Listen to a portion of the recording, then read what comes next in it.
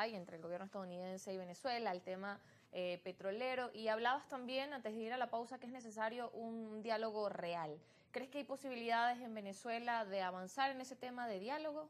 Bueno, una de las cosas y uno de los elementos que realmente no han llevado a que el diálogo lleve a un feliz puerto para el país y que sea útil para los venezolanos es la internacionalización del conflicto. Y mire, te lo dice un internacionalista. En Venezuela, lamentablemente, los diferentes actores políticos de la vida nacional, de las diferentes fuerzas políticas, han llevado el conflicto entre actores políticos nacionales fuera de nuestras fronteras.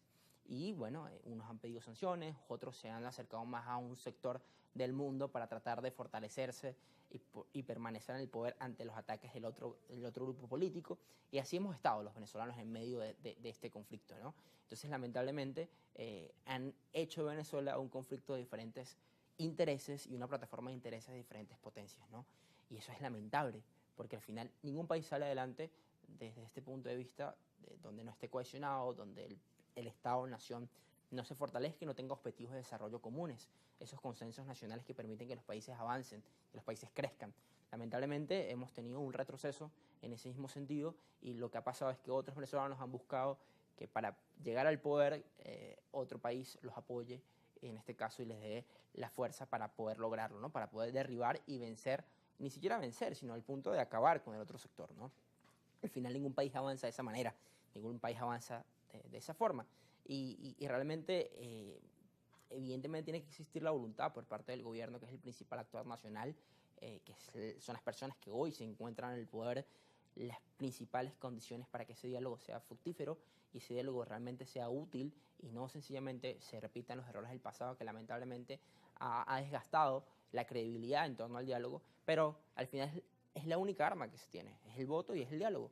Es el arma del político y el arma de los que creemos en la democracia, porque no se puede básicamente tratar de derrotar a un sistema repitiendo los valores del sistema. O sea, si tú quieres un país con más democracia, un país con mejores instituciones, realmente tienes que representar esos valores en tu liderazgo y en tu accionar político, porque si no, estamos básicamente repitiendo los mismos errores de las personas que adversamos.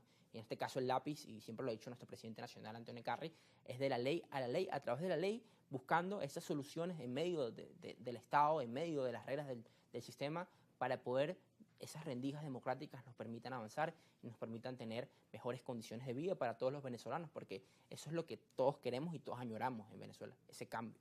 Así es, ese cambio. Y además, como mencionabas, el tema de no repetir errores, cómo hacer ese análisis quizás de avanzar, no repetir eso que ya ha pasado, pero también de sortear la incertidumbre, porque sigue siendo como la palabra de este año y con el tema también quizás como hablábamos de las declaraciones y los decretos que ha firmado Donald Trump. El venezolano estaba a la expectativa de ver, bueno, qué iba a pasar porque eso incide en la dinámica económica, pero también en la dinámica política sigue estando pues ese escenario de incertidumbre. Te hablé al principio del tema del realismo político, ¿no? De cómo las relaciones internacionales al final son los intereses de los estados, los intereses de las potencias con respecto a sus acciones políticas en política exterior, más allá de los valores o más allá del discurso o la dialéctica que puedan tener unos u otros. Es el interés, ¿no? Y pasa mucho y falta mucho el que los políticos de Venezuela tengan el interés nacional, tengan ese interés por el país y por el avance de Venezuela, por encima de lo que pueda llegar a estar sucediendo dentro del contexto y dentro del sistema internacional. Entonces, evidentemente, hay muchos sectores políticos que le han vendido al venezolano una esperanza que es poco realista ante las condiciones actuales.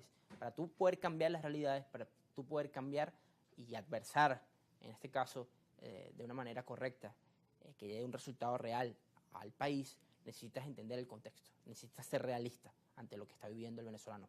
Porque si vendes falsas esperanzas, la gente al final se frustra. Eso es lo que hemos pasado durante estos 26 años. O sea, yo tengo 26 años y estos 26 años hemos vivido el mismo gobierno y las mismas esperanzas de un sector y del otro, que al final llevan en grandes frustraciones de la gente, en no creer en absolutamente nada, ¿no? Y la gente se cierra, se desmoviliza y eso es lo que algunos sectores buscan. Y es todo lo contrario, es entender las realidades que tenemos, pero para poder derrotar estas realidades que tenemos que ser muy estratégicos y en este caso muy realistas a las cosas que podemos lograr, a las cosas que podemos ir alcanzando y ir ganando capacidades que nos permiten llevar esos cambios y hacer viables esos cambios políticos fuera del conflicto político. Hay siempre un debate que se da en redes sociales. Últimamente hemos visto, ¿no?, que muchos sectores dicen, no, que tú eres normalizador y tú eres esto y tú eres lo otro. Entonces, esa cantidad de adjetivos. Yo decía, cónchale, ¿qué adjetivo es decirle a otro venezolano que tiene una visión política con respecto al país y una visión política con respecto al cambio, decirle al normalizador? Claro que quiero un país normal, quiero un país que avance, quiero un país donde los venezolanos no se tengan que ir, quiero un país donde no hayan presos políticos, quiero un país donde todos los sectores tengan derechos políticos, derechos ciudadanos, un país normal, con oportunidades. Un país con certidumbre, con una ruta clara. Con certidumbre, con una ruta clara. Y para eso necesita un liderazgo renovado, un liderazgo fresco, que tenga las ideas muy claras, que no se venda y que no venda tampoco falsas expectativas con respecto a algo que lamentablemente no se va a cumplir, porque al final le estás mintiendo a la gente que cree en ti. Claro, y como joven creo que también tiene eso un valor agregado en el sentido de, bueno, las expectativas que se tiene hacia el futuro, y porque quizás se está viviendo una realidad distinta hoy a la que quizás muchos vivieron años atrás. Y bueno, se nos acaba el tiempo, Jorge, pero tu mensaje final muy breve, como dices, bueno, también para la población joven y como decías, en ese sentido de, bueno, centrarnos en una realidad más que en expectativas. Sí, hay una frase de Ortega y Gasset muy bonita que es, el hombre es sus realidades, ¿no? El hombre enfrenta sus realidades y al final el hombre es con las realidades que tiene, ¿sabes? Al final lo que tenemos al frente hay que asumirlo y hay que avanzar, no hay que detenerse, sino todo lo contrario, hay que superarse.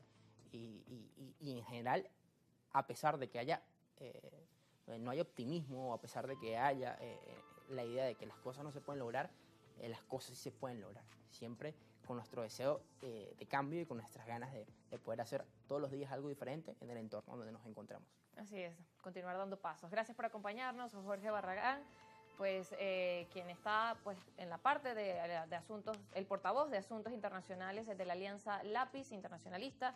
Gracias por estar en este espacio. Ustedes, gracias por estar en sintonía. Recuerden nuestras redes sociales, @argumentosgb, mi cuenta @soriemi. Estamos despedidos.